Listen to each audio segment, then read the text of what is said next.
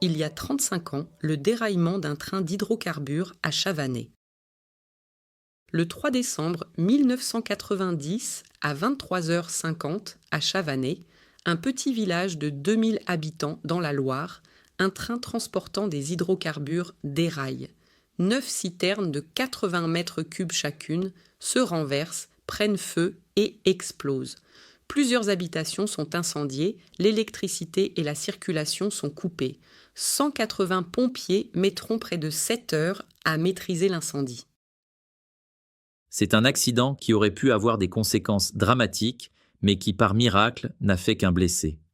Le 3 décembre 1990, dans un petit village situé dans le département de la Loire, un train déraille et ses wagons se renversent.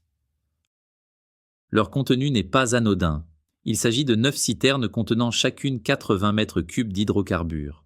Aussitôt, leur contenu s'enflamme et des explosions surviennent.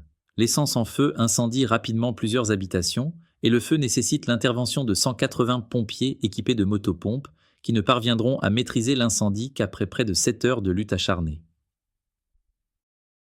Dans un article publié en 2020 dans le journal Le Progrès à l'occasion des 30 ans du sinistre, un habitant se souvient. J'ouvre les volets du balcon. Horreur, un train avait déraillé. J'ouvre la porte du garage et commande à ma famille de sortir rapidement. Le premier wagon explose et je me retrouve soufflé au fond du garage.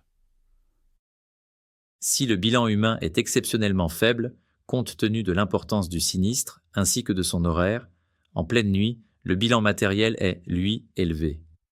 La zone sinistrée s'étend sur 1 km de long et 400 mètres de large, 8 habitations, 2 garages et une trentaine de voitures sont détruits et 5 maisons sont endommagées. D'un point de vue environnemental, le bilan est également catastrophique. Si 10 à 20% des hydrocarbures se sont évaporés en brûlant, il en reste encore 250 à 300 mètres cubes qui polluent une surface de 2 hectares. La situation est telle que l'utilisation de puits agricoles est interdite. Les pompages d'eau sont limités et les fruits et légumes sont inconsommables dans une zone de 12,5 hectares. La dépollution de la zone nécessite d'importantes opérations de pompage, d'écrémage et d'extraction. Après 45 semaines, un total de 210 mètres cubes d'hydrocarbures ont été extraits. Les terrains sur lesquels ils se trouvaient ne sont pas rendus à leurs propriétaires, mais repris par la commune, facilitant ainsi la mise en place des restrictions. Une enquête administrative identifie comme cause du déraillement du train une vitesse excessive de 93 km/h sur une portion où la voie ferrée était fragilisée par d'importantes pluies.